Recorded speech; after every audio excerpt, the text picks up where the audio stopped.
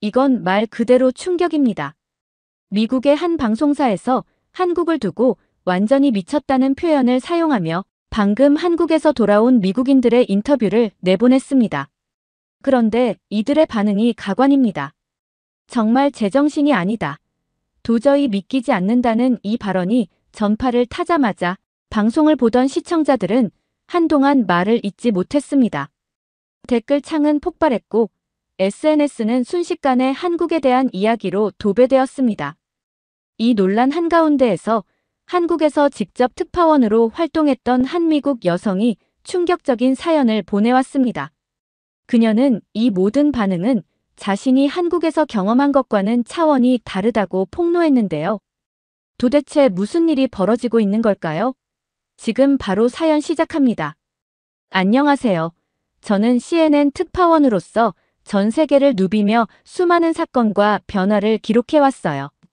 전쟁이 터진 중동의 사막에서부터 정치적 혁명이 일어난 남미의 광장에서 그리고 허리케인이 덮친 카리브해의 작은 섬까지 저는 사람들의 삶과 변화의 순간을 가까이에서 지켜보며 이를 세상에 전해왔습니다. 유럽의 경제 위기 속에서 무너지는 기업들을 보았고 아프리카의 한 마을에서 지속되는 식량난을 취재하며 인간의 생존 본능을 체감하기도 했죠. 그러던 중 저는 다음 특파원 발령지를 통보받았어요. 그곳은 바로 한국이었습니다. 한국은 최근 몇 년간 세계적으로 가장 주목받는 나라 중 하나였어요. 한국 관련 보도는 높은 조회수를 기록하며 세계적인 관심을 받고 있죠. 특히 K-팝, 경제성장, 기술혁신, 시민의식 같은 키워드는 글로벌 검색량에서도 상위를 차지하며 한국의 위상이 얼마나 높아졌는지를 실감하게 했죠.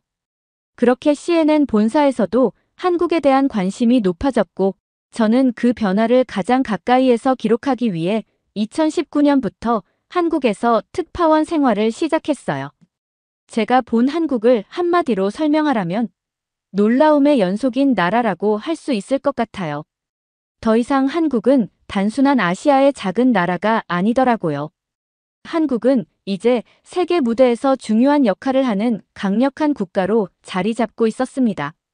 제가 한국에서 직접 생활하며 느낀 것은 단순한 문화적 영향력이 아니었어요. 한국은 경제, 사회, 기술 모든 분야에서 빠르게 변화하고 혁신을 만들어내는 나라였습니다. 전통과 현대가 완벽하게 공존하는 나라, 그리고 끊임없이 변화를 만들어내는 나라인 거죠. 한국에 와서 가장 먼저 느낀 건 이곳은 과거와 미래가 한 공간에서 숨 쉬고 있다는 거였어요. 서울 도심을 걷다 보면 초고층 빌딩 사이로 한옥이 자리 잡고 있고 오래된 사찰과 최첨단 기술이 나란히 공존하는 걸 볼 수 있더라고요. 강남의 반짝이는 네온사인 옆에는 600년 역사의 고궁이 우뚝 서 있고 사람들이 스마트폰으로 간편 결제를 하면서도 여전히 전통시장에서 따뜻한 국밥 한 그릇을 즐기죠. 이런 조화로운 모습이야말로 한국을 특별하게 만드는 힘이 아닐까요? 그리고 한국은 문화 콘텐츠 강국이에요. BTS와 블랙핑크가 전 세계 무대를 휩쓸고 기생충과 오징어 게임이 아카데미와 에미상을 거머쥐었죠. 제가 한국에 머무는 동안에도 수많은 글로벌 히트작이 탄생했고 그때마다 전 세계가 한국을 주목했어요. 하지만 한국의 매력은 단순히 엔터테인먼트에 그치지 않았습니다. 하지만 이 나라의 진짜 힘은 바로 사람들에게서 나오는 것 같았어요. 한국인들은 믿을 수 없을 정도로 성실하고 어떤 일이든 최선을 다하는 모습이 인상적이었거든요. 길거리 포장마차에서 음식을 파는 분들부터 대기업 CEO까지 모두가 자기 일에 자부심을 가지고 열정적으로 살아가죠. 그래서인지 이곳에서는 늘 빠른 변화와 도전 정신이 넘쳐 흘러요. 게다가 또 한 가지, 한국은 기술 혁신의 중심지이기도 해요. 제가 처음 한국에 왔을 때 가장 놀랐던 건 이 나라에서는 현금을 거의 쓰지 않는다는 사실이었어요. 모든 게 디지털화되어 있어서 교통카드 하나로 버스, 지하철, 택시까지 다 탈 수 있고 심지어 길거리 노점에서도 스마트폰으로 결제가 가능하더라고요. 게다가 세계 최고 수준의 인터넷 속도를 자랑하는 곳답게 한국에서는 5G가 일상이었어요. 어딜 가든 초고속 인터넷을 이용할 수 있고 사람들이 스마트폰 하나로 모든 걸 해결하는 모습을 보며 이게 미래구나 싶었죠. 하지만 제가 한국으로 특파원 발령을 받았다는 소식을 처음 부모님께 알렸을 때 부모님의 반응은 기대와는 전혀 달랐어요. 친구들은 와, K-팝의 나라, 너무 부러워 라며 흥분했지만 어머니는 걱정 가득한 목소리로 뉴스에서 보면 한국은 아직도 북한이랑 항상 긴장 상태라던데 너 괜찮겠니? 라고 물었고 아버지도 휴전 상태인 나라에 우리 딸을 보내야 한다고 라며 신문을 덮어버리셨죠. 사실 저도 처음엔 조금 긴장했어요. 뉴스에서 보면 한국은 언제든 위험할 것 같은 이미지였거든요. 하지만 실제 한국에 와보고 나서야 모든 걱정이 기우였다는 걸 깨달았어요. 한국에 오기 전에 부모님의 걱정을 덜어주기 위해 저는 한국의 치안에 대해 직접 조사했던 적이 있었어요. 그리고 깜짝 놀랐죠. 세계에서 가장 안전한 나라 순위를 보면 한국은 항상 상위권이었습니다. 특히 총기 소지가 불법이기 때문에 다른 나라와는 차원이 다른 안전함이 있더라고요. 미국에서는 밤거리를 혼자 걷는 건 위험할 수 있지만 한국에서는 한밤중에도 여성들이 혼자 편의점에 가고 노트북을 카페에 두고 자리를 비워도 사라지지 않아요. 이게 말이 돼? 싶었지만 한국에서는 너무나도 당연한 일이었죠. 게다가 한국은 CCTV 천국이에요. 어디를 가든 사각지대가 없을 정도로 24시간 철저한 감시 시스템이 갖춰져 있죠. 이 덕분에 범죄율이 낮고 경찰도 빠르게 대응할 수 있어요. 한 번은 지하철에서 작은 소동이 있었는데 신고 후 몇 분 만에 경찰이 도착하는 걸 보고 충격받았어요. 미국이었다면 최소 2~30분은 걸렸을 텐데 한국에서는 경찰이 초고속 대응을 하더라고요. 그리고 미국이나 유럽에서는 휴대폰이나 지갑을 잃어버리면 그냥 포기해야죠. 하지만 한국에서는 잃어버린 물건이 되돌아오는 게 더 흔한 일이더라고요. 한 번은 지하철에서 지갑을 흘린 적이 있었어요. 솔직히 끝났다 싶었죠. 그런데 몇 시간 후 지하철 분실물 센터에 전화해 보니 그대로 보관 중이라는 거예요. 그것도 현금 한 장도 빠지지 않은 채로요. 그날 이후 저는 확신했어요. 한국은 정말 믿을 수 있는 나라라는 것을요. 그리고 한국에서의 생활을 부모님께 자주 이야기해 드렸어요. 엄마, 밤 12시에도 혼자 길을 걸을 수 있어. 아빠, 한국에서는 핸드폰을 두고 화장실을 가도 없어지지 않아. 그러자 부모님은 믿을 수 없다는 듯한 표정을 지었어요. 하지만 결국 그래도 조심해라라는 말을 남기셨죠. 아무래도 부모님 마음이란 다 똑같은가 봐요. 그런데 몇 달 후 한국에서 관광하러 오신 부모님은 완전히 태도가 바뀌셨습니다. 처음에는 조심스럽던 부모님도 점점 한국의 치안에 감탄하기 시작했고 아버지는 심지어 이렇게 말씀하셨죠. 이런 나라면 너 혼자 살아도 안심할 수 있겠다. 그 말을 듣고 저는 속으로 승리했다 싶었어요. 제가 처음 한국행 비행기에 몸을 실은 순간부터 한국에 처음 왔을 때 그 기분은 아직도 잊히지가 않아요. 환한 미소를 띤 한국인 승무원이 정중하게 인사하며 제 자리를 안내해줬죠. 이미 그 순간부터 기분이 좋아졌어요. 좌석은 깔끔했고 기내 서비스는 그야말로 최고였어요. 따뜻한 녹차 한 잔을 받으며 창밖을 바라봤을 때 드디어 한국에 가는구나 하는 실감이 들었어요. 그리고 마침내 인천국제공항에 도착했을 때 저는 말문이 막혔어요. 이게 정말 공항이라고. 넓고 현대적인 공항시설, 빠르고 효율적인 입국 심사, 그리고 한치의 혼란도 없이 질서정연하게 움직이는 사람들까지. 미국이나 유럽의 혼잡한 공항과는 차원이 달랐어요. 특히 가장 놀라웠던 건 공항의 속도감이었어요. 입국 심사는 믿을 수 없을 만큼 빠르게 진행되었고 제 짐은 제가 수화물 찾는 곳에 도착하기도 전에 이미 컨베이어 벨트 위에서 저를 기다리고 있었죠.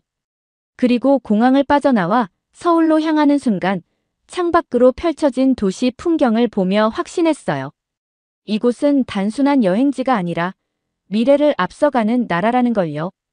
하지만 한국에서의 생활을 생각처럼 쉽지 않았습니다. 한국에 도착하자마자 공항에서 택시를 타고 호텔로 가려는데 기사님이 제 말을 전혀 알아듣지 못하셨죠.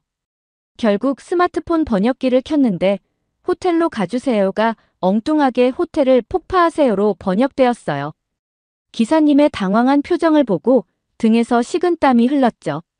이거 생각보다 쉽지 않겠는데? 라는 생각이 들었어요. 그리고 그건 시작에 불과했어요. 한국에서의 첫 공식 취재는 서울 도심에서 열린 노동 관련 시위였어요. 참가자들에게 다가가 질문을 던졌지만 돌아온 건 어색한 침묵뿐이었어요. 그제야 깨달았죠.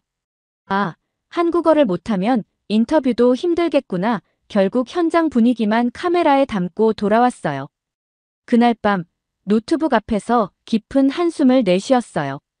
특파원이 현장감을 전달하려면 직접 소통할 수 있어야 하는데 이대로는 안 되겠다 싶어 바로 한국어 공부를 시작했죠. 하지만 언어 장벽은 극복해야 할 도전 중 하나일 뿐이었어요. 한국의 뉴스 환경은 제가 경험한 그 어떤 나라보다 빠르게 돌아갔어요. 아침에는 BTS 빌보드 1위 기사를 쓰고 있으면 점심에는 삼성이 AI 반도체 개발 계획을 발표했다는 뉴스가 나왔고 저녁에는 서울에서 완전 자율주행 택시가 시험 운행을 시작했다는 소식이 메인 뉴스가 되었습니다. 이 나라에서는 뉴스가 아니라 속보만 존재하는구나 싶었어요. 정신없이 뉴스를 따라가다 보니 커피 없이는 하루를 버틸 수 없는 사람이 되어버렸어요. 처음엔 모든 게 너무 빨랐고 너무 어려웠어요. 인터뷰도 힘들고 한국의 미디어 환경은 숨가쁘고 뉴스 하나 놓치면 다음 기사를 쓸 때 뒤처지는 느낌이었어요. 하지만 점점 한국의 속도에 익숙해지면서 저는 더 강한 기자가 되고 있었어요. 그리고 어느 순간 깨달았어요. 한국에서 버티면 어디서든 버틸 수 있겠다라는 생각이 들었습니다. 저는 한국 사회를 제대로 이해하기 위해 직접 거리로 나섰어요. 첫 번째 도전은 길거리 인터뷰였습니다. 뉴욕이나 런던에서는 길을 가던 사람이 인터뷰 요청을 받으면 보통 빠르게 대답하고 지나가는 경우가 많았어요. 하지만 한국에서는 반응이 조금 달랐어요. 처음에 인터뷰를 요청하면 다들 정중하게 미소를 지으며 손사래를 쳤어요. 죄송합니다라고 말하며 부끄러워하는 사람들도 있었어요. 솔직히 당황스러웠죠. 아니, 뉴스 인터뷰인데 왜 이렇게 거절이 많지?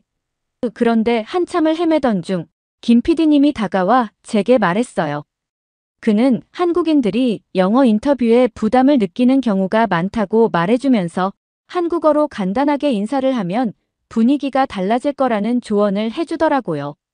PD님의 조언을 듣고 다음 인터뷰에서 자신있게 한국어로 안녕하세요. 잠깐 인터뷰 가능할까요? 라고 말했어요. 놀랍게도 상대방의 태도가 확 바뀌었어요.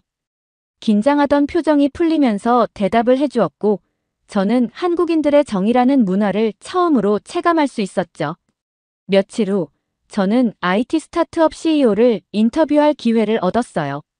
한국은 전 세계적으로 빠르게 성장하는 스타트업 시장을 보유한 나라였기 때문에 그 현장을 직접 보고 싶었죠. 인터뷰 장소는 서울의 한 공유 오피스였어요. 창문 너머로 보이는 도시는 바쁘게 돌아가고 있었고 사무실 안에서는 개발자들이 집중해서 코딩을 하고 있었습니다. CEO는 저를 보자마자 활기찬 목소리로 인사를 건넸어요. 샬럿 기자님, 한국의 속도감에 익숙해지고 계신가요? 그는 웃으며 한국 스타트업 문화의 핵심은 속도라고 말했어요. 한국에서는 혁신을 빨리 실행하는 것이 중요합니다. 우리가 아이디어를 내면 몇 주 안에 프로토타입을 만들고 시장 반응을 테스트하죠. 미국에서는 몇 개월이 걸릴 일이 한국에서는 몇 주 만에 끝납니다. 실제로 그의 회사는 AI 기반 고객 응대 챗봇을 개발하고 있었는데 저는 그의 이야기를 듣고 한국이 왜 IT 강국으로 성장했는지 직접 이해할 수 있었어요. 하루에도 수십 개의 새로운 스타트업이 등장하고 기술 발전 속도가 상상을 초월할 정도로 빠르다는 것을 몸소 느꼈습니다. 그날 밤 취재를 마친 후 늦은 시간에 숙소로 돌아가야 했어요. 이미 자정을 넘긴 시각, 거리는 조용했어요. 뉴욕이나 런던이었다면 저는 긴장하며 택시를 잡았겠죠. 하지만 한국에서는 지하철이 끊긴 시간에도 편의점이 환하게 불을 밝히고 있었고 사람들은 늦은 밤에도 공원 벤치에서 여유롭게 커피를 마시고 있었어요. 저는 용기를 내어 카메라 가방과 노트북을 든 채 편의점에서 간단한 간식을 샀어요. 그리고 무심코 가방을 잠시 내려두고 계산을 했죠. 그런데 몇 분 후, 내 가방 어디 갔지? 그 순간 심장이 덜컥 내려앉았어요. 뉴욕이었다면 이미 사라지고 없었겠죠. 하지만 뒤를 돌아보니 제 가방은 그대로 있었습니다. 아무도 손을 대지 않았어요. 그 순간 깨달았어요. 이곳은 정말 안전한 나라구나. 미국에서는 혼자 밤거리를 걸을 수 있는가가 도시의 안전을 평가하는 중요한 기준 중 하나예요. 그런데 한국에서는 그것이 일상적인 일이었어요. 여성들이 혼자 길을 걸어도 핸드폰을 보면서 느긋하게 걸어도 심지어 새벽 2시에 편의점에서 컵라면을 먹어도 아무런 문제가 없었어요. 저는 그날 밤 왜 한국이 전 세계에서 가장 안전한 나라 중 하나로 평가받는지 온몸으로 실감했습니다. 그렇게 한국에서의 생활이 길어질수록 저는 점점 이 나라에 점점 애정이 생기기 시작했어요. 처음에는 단순히 특파원으로서의 임무를 수행하는 것뿐이었지만 어느 순간 한국의 문화와 사람들에게 끌리고 있다는 걸 깨닫게 되었죠. 처음으로 한국 문화를 온전히 경험한 순간은 추석 명절이었어요. 미국에서는 추수감사절이 가족들이 모여 따뜻한 시간을 보내는 날인데 한국에서는 추석이 비슷한 의미를 가진 명절이었죠. 그런데 외국인인 저는 당연히 혼자 지낼 거라 생각했어요. 그런데 한국인 동료가 갑자기 말했어요. 샬럿, 추석 때 뭐 해요? 가족 없으면 우리 집에 와서 같이 전 부쳐요. 그 순간 너무 놀랐어요. 가족 행사에 초대받을 거라고는 상상도 못했거든요. 그렇게 저는 동료의 부모님 댁에 초대받았어요. 집에 들어서자마자 온갖 명절 음식 냄새가 가득했고 어르신들은 저를 따뜻하게 맞아주셨어요. 멀리서 왔다면서 우리 딸 친구라면 우리 가족이지 라며 반갑게 맞아주셨죠. 그날 전을 부치고 송편을 빚으며 함께 시간을 보내면서 저는 한국인들의 따뜻한 가족 문화에 감동했어요. 한국에서 처음으로 이곳이 나를 환영하는 곳이라는 감정을 느낀 순간이었죠. 또 한 번 한국의 정을 깊이 느낀 날이 있었어요. 그날은 저녁 늦게까지 취재가 있어서 겨우 마감을 마치고 사무실을 나왔어요. 배가 너무 고파서 근처 국밥집에 들어갔는데 메뉴를 고르던 중 지갑이 없는 걸 깨달았어요. 세상에, 내가 지갑을 어디에 두고 온 거지? 그 순간 머릿속이 하얘졌어요. 그런데 사장님께서 제 얼굴을 보고 웃으며 말씀하셨어요. 괜찮아요. 다음에 오실 때 주시면 돼요. 배고프죠? 얼른 드세요. 저는 너무 놀라서 정말요? 라고 되물었어요. 미국에서는 절대 있을 수 없는 일이었거든요. 하지만 사장님은 마치 당연한 일인 것처럼 저에게 따뜻한 국밥을 내어주셨어요. 뜨거운 국물이 목을 타고 넘어가는 순간 이상하게 눈물이 날 것 같았어요. 단순히 배가 고파서가 아니라 한국에서 제가 낯선 외국인이 아니라 한 사람으로 존중받고 있다는 느낌이 들었어요. 그렇게 하나둘씩 한국의 문화를 경험하면서 저는 점점 이 나라를 좋아하게 되었어요. 어느새 한국의 시장 골목에서 아줌마들과 흥정하는 법도 익숙해졌고 카페에서 아메리카노 대신 아라는 단어를 쓰고 있었어요. 퇴근 후에는 친구들과 치맥을 먹으며 한국식 소소한 행복을 즐기기도 했어요. 하지만 인생은 언제나 예상치 못한 전개를 가져오는 법이죠. 어느 날 본사에서 연락이 왔어요. 한국 특파원 임무 종료. 다음 파견지는 베이징. 그 순간 심장이 덜컥 내려앉았어요. 한국에서의 삶이 너무 익숙해졌고 솔직히 말해 평생 여기서 살고 싶다는 생각까지 들었는데 말이죠. 하지만 현실은 냉정했어요. 짐을 싸면서도 실감이 나지 않았어요. 마지막 출근길, 서울의 도심을 바라보며 이제 이 풍경을 당연하게 볼 수 없겠구나 하는 생각이 들으니 너무 슬펐습니다. 마지막으로 CNN 코리아 사무실에 들어섰을 때 동료들은 평소처럼 저를 맞아줬어요. 하지만 분위기가 조금 달랐어요. 평소처럼 커피를 마시며 농담을 주고받았지만 다들 어딘가 모르게 조용했죠. 그러다 김 PD가 갑자기 자리에서 일어나더니 샬럿, 잠깐 이리 와봐요라고 말했어요. 따라가 보니 회의실 문을 여는 순간 갑자기 서프라이즈라는 함성과 함께 색종이가 날아올랐어요. 그곳에는 저와 함께한 동료들이 모두 모여 있었어요. 벽에는 샬럿, 한국에서의 여정을 잊지 마세요. 라는 플래카드가 걸려 있었고 테이블 위에는 제가 좋아하는 치킨, 떡볶이, 김밥, 순대가 가득 차 있었어요. 눈앞이 뿌얘졌어요. 한국을 떠나는 게 실감나지 않던 순간 동료들의 따뜻한 배웅이 저를 현실로 이끌었어요. 슬펐지만 분위기는 금방 유쾌해졌습니다. 다들 제가 한국에서 겪었던 소소한 에피소드들을 이야기하며 웃음을 터뜨렸거든요. 샬럿, 처음에 한국어로 감사합니다 말하던 거 기억나요? 어색해서 다들 몰래 웃었었어요. 맞아.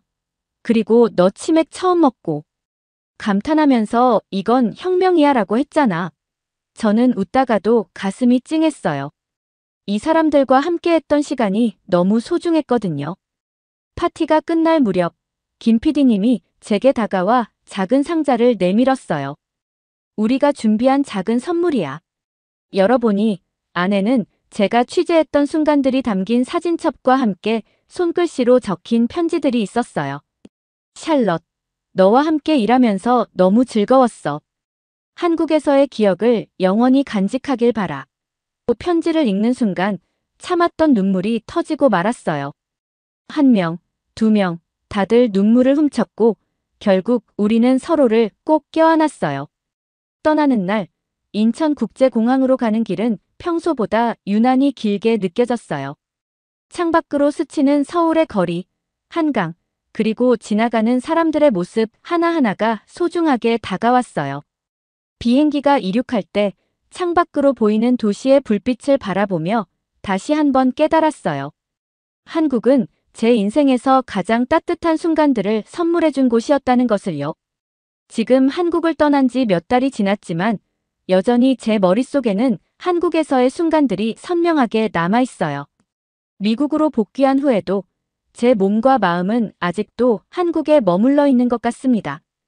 익숙했던 출근길의 풍경, 점심시간마다 동료들과 갔던 김치찌개집, 퇴근 후 한강을 따라 걷던 시간들. 모두가 제게 너무나도 소중한 기억으로 남아있거든요. 하지만 그리움이 단순한 추억으로만 남아있는 건 아니었어요.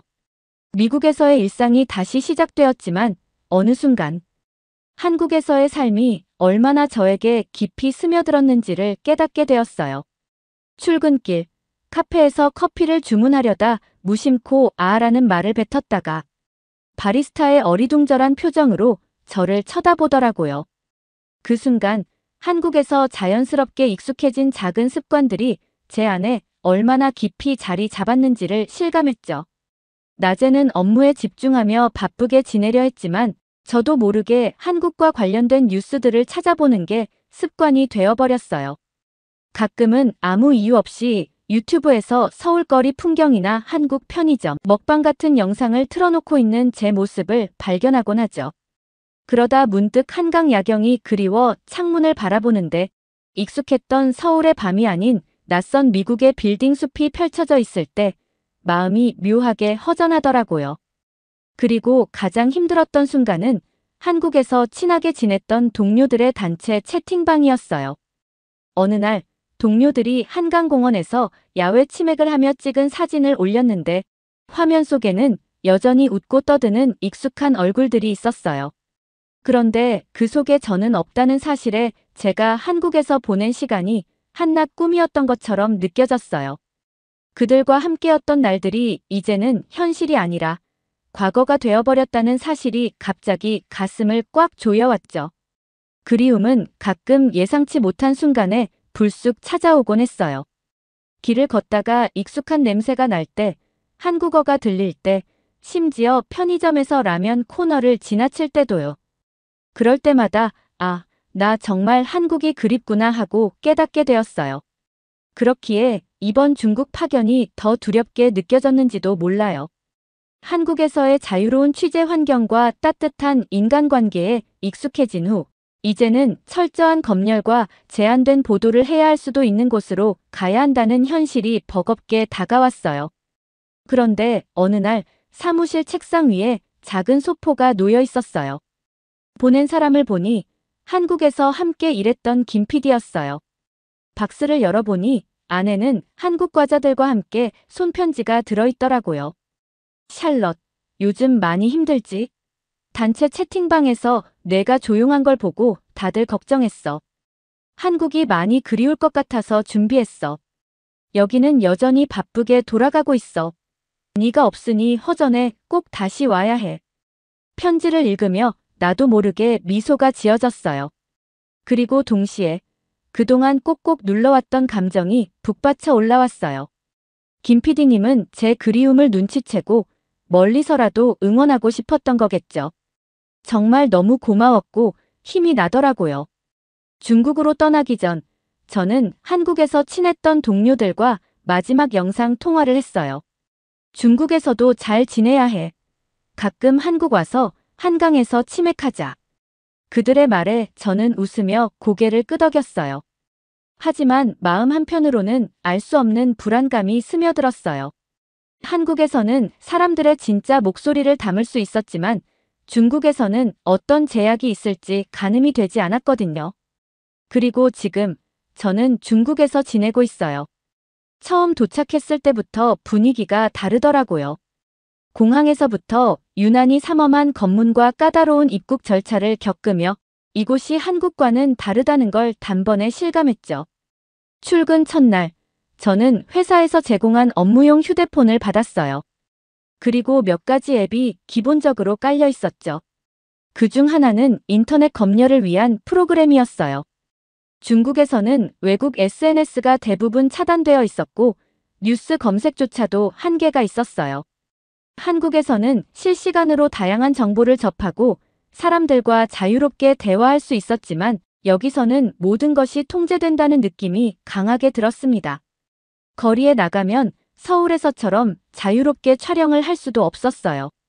카메라를 들고 거리를 찍으려 하면 곧바로 제지당하거나 주변의 눈치를 봐야 했습니다. 몇 번이나 한국에서처럼 사람들에게 인터뷰를 요청하려 했지만 대부분 고개를 저으며 피하거나 경계하는 눈빛을 보냈습니다. 여기서는 말 한마디도 조심해야 하는구나라는 사실이 피부로 와닿더라고요. 그러다 보니 한국에서의 따뜻한 일상이 그리웠어요. 퇴근 후 동료들과 삼겹살을 구워 먹으며 소주잔을 기울이던 시간, 지하철에서 노약자에게 자리를 양보하며 자연스럽게 감사합니다라고 인사하는 사람들, 그리고 무엇보다도 무엇이든 말할 수 있는 자유가 있던 곳. 한국에서는 하고 싶은 이야기를 할 수 있었고 사람들의 진짜 감정을 느낄 수 있었거든요. 하지만 중국에서는 모든 것이 조용하고 억눌린 듯한 느낌이에요. 하루하루가 버겁고 갑갑합니다. 저는 뉴스 보도를 하면서도 항상 조심해야 했고 심지어 메신저에서 동료들과 나누는 대화마저 검열될 수 있다는 사실이 저를 긴장하게 만들곤 해요. 점점 제 자신이 위축되는 기분이죠. 어느 날 밤 숙소에서 창밖을 바라보며 문득 이런 생각이 들었어요. 나는 언제쯤 다시 한국에 갈 수 있을까? 한국의 밤거리를 거닐며 자유롭게 공기를 마시던 그 순간이 너무나도 그립습니다. 하루라도 빨리 이곳을 떠나고 싶다는 마음이 커져가네요. 오늘의 사연 어떻게 들으셨나요? 샬롯 씨가 한국과 중국을 연속으로 경험하다 보니 차이점이 더욱 극명하게 느끼는 것 같습니다. 한국에서의 자유로운 환경과 활기 넘치는 사회를 경험한 후 통제된 시스템 속에서 살아가려니 그 답답함이 더욱 크게 느껴지는 것이겠죠.